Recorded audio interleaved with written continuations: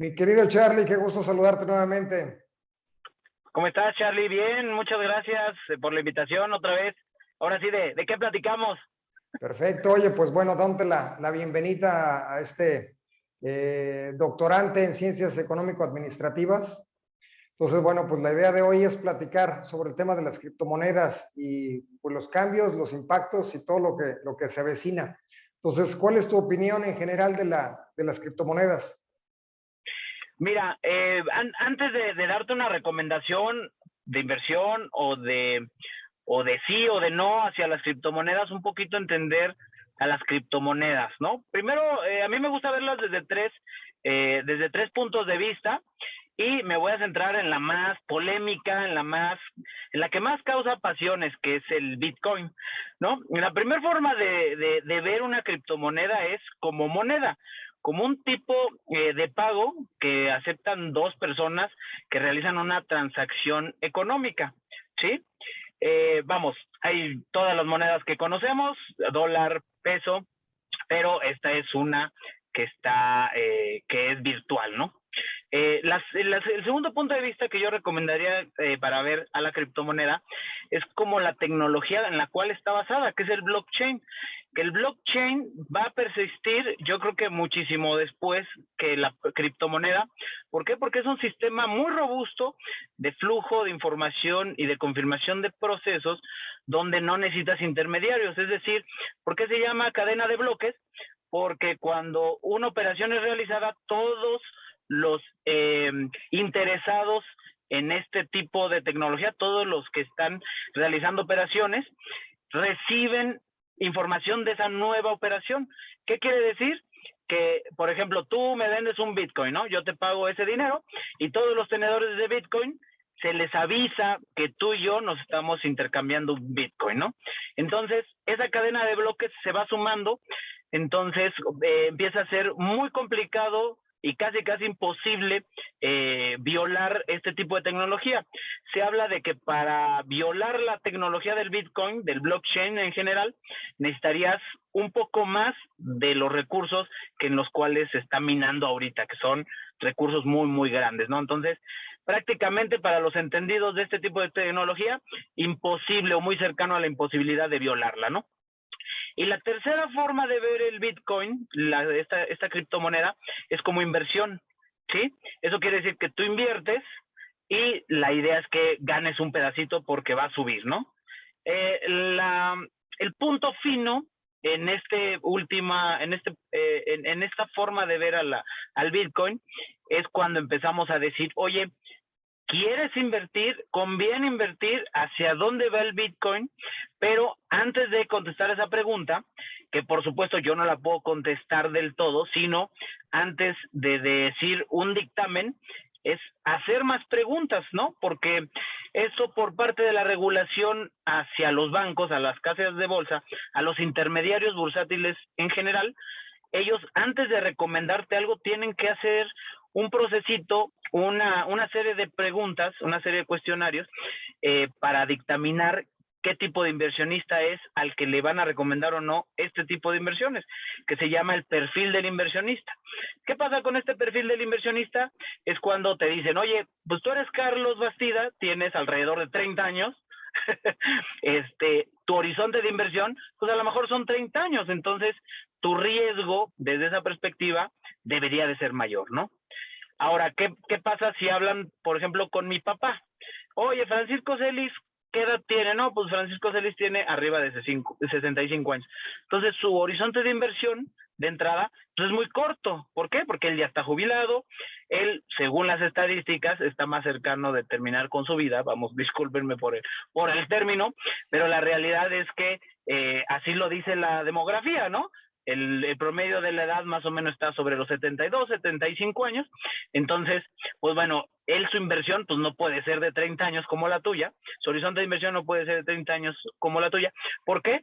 Porque su vida se espera que no sea de 30 años, ¿no? Así de sencillo. Entonces, sobre esto es cuando empezamos a decir, ¿es bueno el Bitcoin? ¿Es malo el Bitcoin? ¿Lo recomiendo yo como inversión? Yo les podría decir que con este bla bla que me acabo de aventar, es que lo tomen al Bitcoin como una inversión de alto riesgo, ¿sí? El Bitcoin es muy volátil. Volatilidad en términos financieros es básicamente el riesgo. Entonces, ¿cómo podemos ver un ejemplo sencillo de volatilidad? Básicamente es decir, tú tienes dos mediciones, 0 y 20, ¿correcto? En promedio son 10, ¿sí? Y tienes otras dos mediciones que son 8 y 12. En promedio son 10.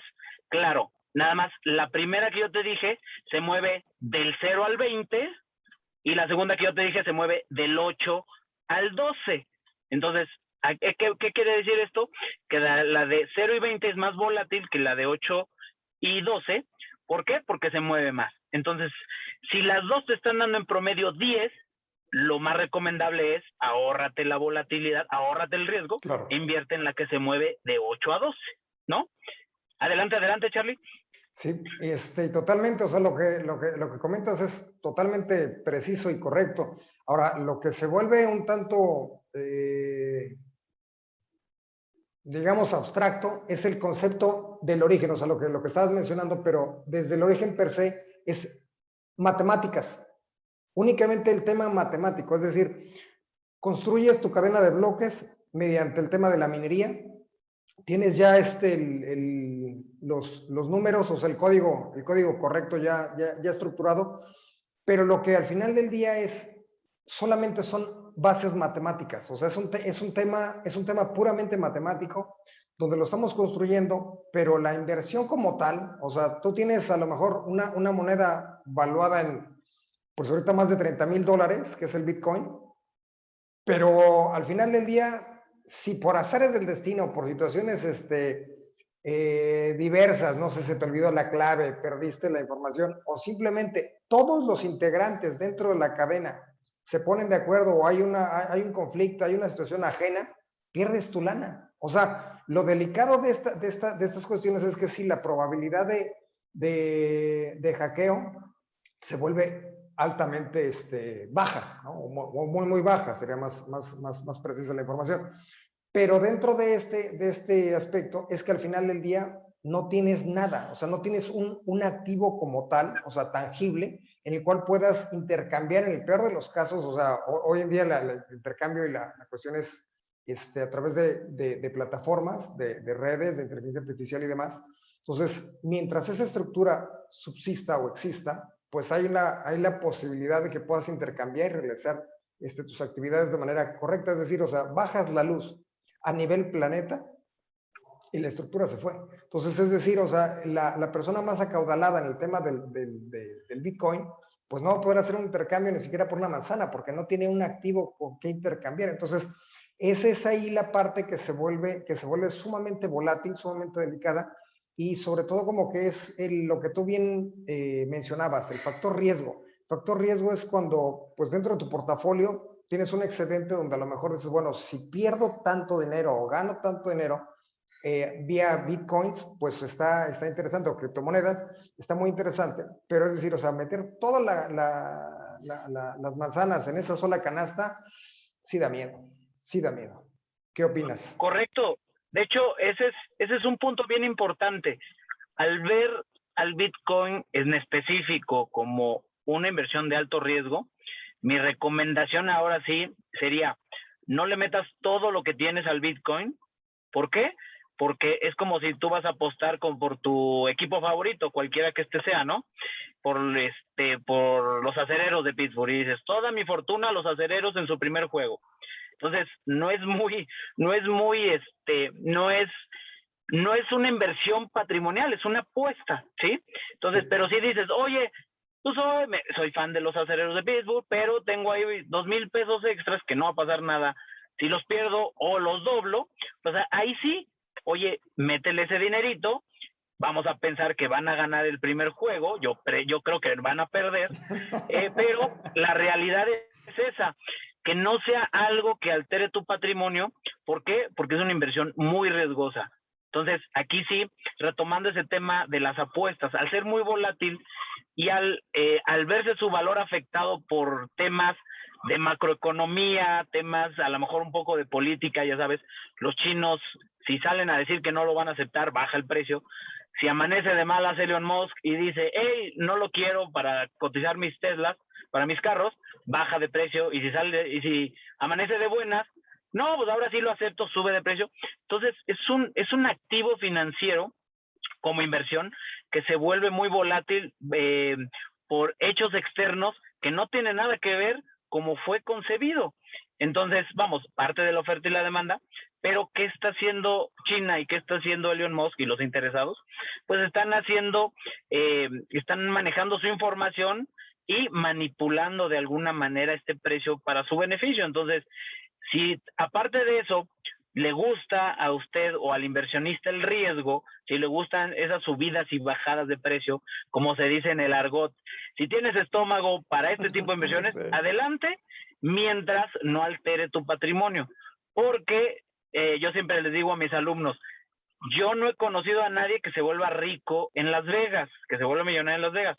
Sí he conocido muchos que se han perdido mucha lana, pero lo que sí también he conocido es gente que va, se divierte y a veces se traen unos 100, 1000 dolaritos extras que a nadie le hacen daño, no le cambian su patrimonio y sí están muy felices. Entonces, verlo de esa manera, ¿por qué? Porque aunque se empieza a masificar y empieza a ser un tipo de cambio aceptado en algunos lugares, pues sí, un tipo de cambio, no, un tipo de moneda para hacer transacciones comerciales, sí hay que tener cuidado. ¿Por qué? Porque es como el peso, se devalúa y compras menos cosas. Tienes bitcoins, se devalúa y compras menos cosas. Entonces sí es de verse y de pensarse muy bien antes de invertirlo, ¿no? Definitivo, y realmente es una estructura o forma nueva, porque realmente pues esto empieza a raíz del 2008 como tal, o sea, el Bitcoin sale en el 2008 realmente a los mercados. Entonces, cuestión política no está regulada. Cuestión fiscal es un tema muy complicado. Cuestión legal, entonces en el momento que esas fortunas los empiecen a apretar a nivel político o fiscal, va a ser un tema sumamente complejo porque como bien comentado, o sea, la postura de China es que hasta hoy en día todavía no la aceptan. Entonces están tirándole un poquito más en el sentido negativo a que ellos como que no le van a dar, no lo ven con buenos ojos en el mediano, ni en el inmediato plazo, ni en el mediano plazo, quizá en el largo plazo. Pero es decir, o sea, de repente la popularidad con la que se empezó a comunicar las criptomonedas, pues hace que mucha gente le meta lana importante. Entonces, lo delicado de esto es no tener una información financiera, no diversificar tu portafolio, entendiendo que si le vas, o sea, igual y le pegas y le vuelas del parque, pero son los menos. Pero ¿cuánto realmente es quien agarra y dice, bueno, meto toda mi lana en este proyecto y al final del día volvemos a la especulación? O sea, ¿qué pasa en dado caso de un conflicto global? De que de repente se bajen el switch y digan, ¿sabes qué? Vamos a parar esto hasta que lo regulemos. Entonces, toda la lana se fue. Entonces ahí es donde realmente hay que tener mucho tacto, mucho cuidado en el tema de la administración, la inversión, el portafolio y sobre todo el factor riesgo es lo que le vuelve un tema de alta importancia para el análisis. O sea, es decir, hasta dónde es lo correcto, dadas todas esas variables que le van metiendo riesgo, es decir, la cuestión fiscal, la cuestión política, la cuestión de uso, la cuestión de cambio, la volatilidad. Entonces, es un tema complicado. Sí, correcto. De hecho, los inversionistas de a pie, digamos las personas, son los que invierten en estas criptomonedas. Fuera de esos casos particulares que empiezan a aceptarlas, de hecho, una empresa tradicional no creo que pudiera llegar a invertir en este tipo de activos. ¿Por qué? Porque no se dedican a esto, ¿no? Recordemos qué pasó con Comercial Mexicana antes de la crisis del 2008. Empezó a jugar con derivados y casi llegó a la quiebra por temas de jugar con activos financieros que no le correspondía haber invertido. Oye, quebró o casi quiebra Comercial Mexicana por su actividad principal, que es el retail. No, perdió por malos manejos financieros, que por supuesto ese tipo de empresas no deberían de haber invertido en eso. Claro, yo creo que aprendieron, retomó su rumbo como parte importante de las empresas de retail en México, pero creo que la lección fue dura. Entonces, zapatero a tus zapatos, sí, y si tienes un excedente, No, si te quieres volver millonario, la verdad, cuando a mí me dicen, no, es que me quiero hacer millonario invirtiendo en la bolsa, ojo porque el lobo de Wall Street no se hizo millonario invirtiendo en la bolsa, se hizo millonario defraudando gente, entonces aguas, Sí. porque hay que entender muy bien este tema de las inversiones. Sí, totalmente correcto. O sea, eso es lo que le vuelve sumamente interesante e integral, porque, o sea, no tienes una sola perspectiva bajo la cual lo puedes analizar, sino necesitas entenderlo y comprenderlo de adentro hacia afuera, pero en múltiples perspectivas, la legal, la fiscal, la económica, y sobre todo como que con una estabilidad emocional para no agarrar y decir, bueno, voy por todas mis canicas en este caballo, o sea, sino más bien te tienes que administrar, tener un asesor financiero donde, bueno, pues te va dando las opciones dentro del portafolio, decir, bueno, qué rango de portafolio en función al riesgo, a la disponibilidad de recursos tienes para poder invertir y, bueno, pues en base a eso ya tomar una decisión un poco más precisa. Pues muchísimas gracias, Charlie, por tu tiempo. Ya sabes que los 15 minutos que nos deja esta plataforma para subir el video, pero esperamos próximamente tenerte nuevamente aquí con nosotros para otra plática de temas sumamente interesantes. Gracias, Charlie, a la orden. Bonito fin de semana. Gracias.